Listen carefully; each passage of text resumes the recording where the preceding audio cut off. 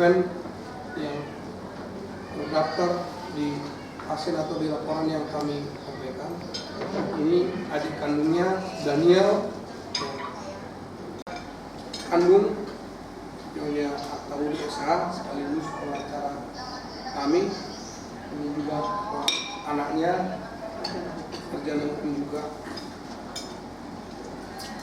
Terima kalian yang kami undang untuk menceritakan meninggalnya anak kami Samuel Rafael Lorenzo, yang kami melihat, merasakan langsung kejadian tersebut, tidak ada rekayasa, dan nanti secara langsung menit ke menit terus mengikuti perkembangan. Nanti akan saya sama adik saya pengacara. Itu saya silakan ke teman. Assalamualaikum warahmatullahi wabarakatuh. Sebagai ibu kandung dari Samuel Rafael Lorenzo, saya akan menceritakan rumah ini dari Jakarta tanggal 27 Oktober. Tanggal 27 Oktober ini Samuel sendiri yang bawa mobil sedang berpendidikan di Akademi Militer di Magelang. Dan kebetulan tanggal 27 itu sedang libur panjang. Jadi Jumat, Sabtu, Minggu itu libur. Jadi kita berangkat hari Selasa. Selasa tanggal 27 itu dia sendiri yang bawa Samuel ini. Sampai di Semarang kita tanggal 27 malam kita nggak ada apa-apa. Dia sehat. Sampai di Semarang kita istirahat. Besok pagi kita nggak kemana-mana, di hotel saja karena dia lagi bercanda-bercanda kangen sama adiknya satu hari itu. Terus tanggal 28, 29 dia rasa sakit mah. Saya bawa ke IGD, saya lihat rumah sakit SMC ini kok besar, jadi saya masukkan ke IGD tanggal 29 malam itu karena dia udah ngeluh sakit asam lambung. Di IGD hanya 2 jam recovery, udah enak mah katanya. Dokter itu bilang udah bagus kok Bu, diperiksa yang akurasi itu aja 99% akurasi yang darah dalam ini tubuh itu. Boleh pulang Bu, kata dokter jaga yang di IGD. Pulanglah kami ke hotel, jalan seperti biasa, udah enakan kok. IGD rumah sakit itu lagi. Saya cari dokter spesialis penyakit dalam, ada Bambang Sindi. Saya nggak tahu rekornya Bambang Sindi ini seperti apa, tapi saya namanya udah spesialis kan berarti dia udah, apalagi rumah sakit sebegitu besarnya. Masuk ke poli, dokter Sindi itu langsung, tidak ada basa-basi, tidak ada cuma periksa, Bu ini harus masuk ke perawatan, harus masuk segera ke HCU, segera ya Bu ke HCU katanya. Oh iya Dok, kalau gitu, kalau memang seperti itu, ditelepon sama dokter Cindy ke bagian IGD. Tidak lama kemudian orang IGD udah langsung datang jemput Samuel, langsung dibawa ke IGD. Ke IGD yang kemarin malam kita datang ke situ lagi dibawa.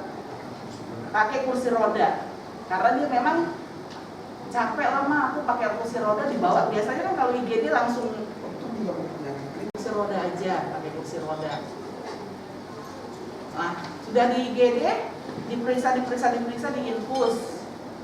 Kemudian malam, setengah 7 malam itu kita masuk di IGD itu, setengah 7 di infus, setengah 8, setengah 9, setengah 10, nggak dapat kamar. Sampai anak saya, Ma ini mana kamarnya? Saya masuk lagi ke IGD, karena kita nggak boleh di dalam IGD, harus di luar. Bu, jangan di sini Bu. Jadi harus tunggu di luar. Saya dipanggil, karena anak saya pakai handphone. Langsung di WhatsApp ke saya, Mah, masuk dulu lah Mah, saya kelamaan ini, mana kamarnya.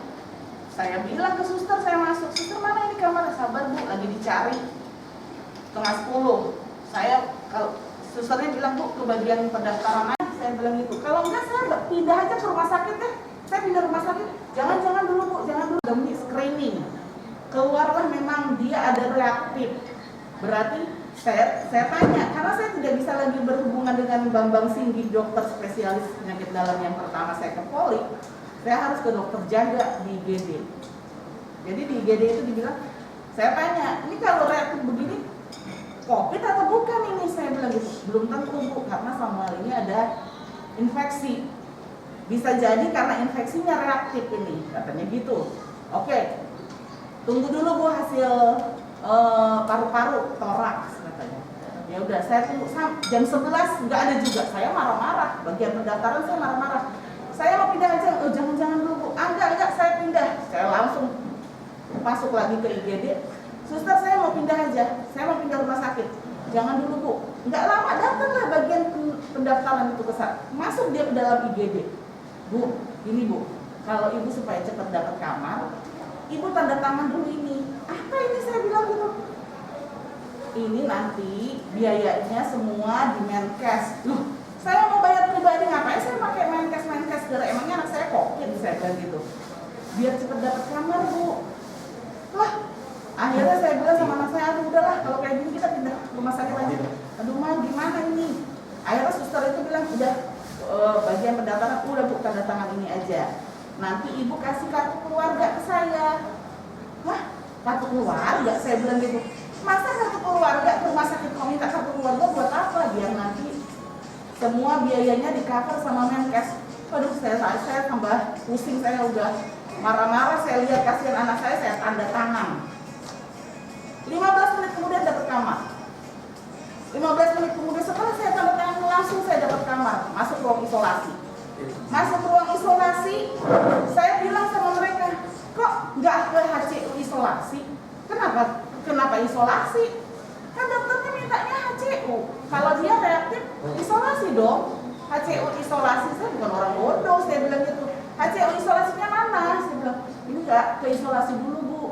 Kalau seandainya rumah sakit itu tidak mampu, harusnya dirujuk dong ke rumah sakit lain supaya kita bisa, anak saya bisa masuk HCU isolasi. Ini enggak, tapi karena udah setengah 12 malam, ya udah saya bilang pokoknya swabnya kapan? Besok pagi.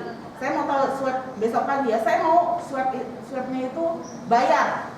Gak usah lagi gratis-gratis, karena kalau saya tahu swab gratis itu lamanya minta ampun. Akhirnya masuklah malam itu ke isolasi. Kita hanya bisa sampai sebelum pintu isolasi. Kita nggak tahu di dalam isolasi ini seperti apa kamarnya, dalamnya seperti apa, apa fasilitasnya seperti apa, kita nggak tahu.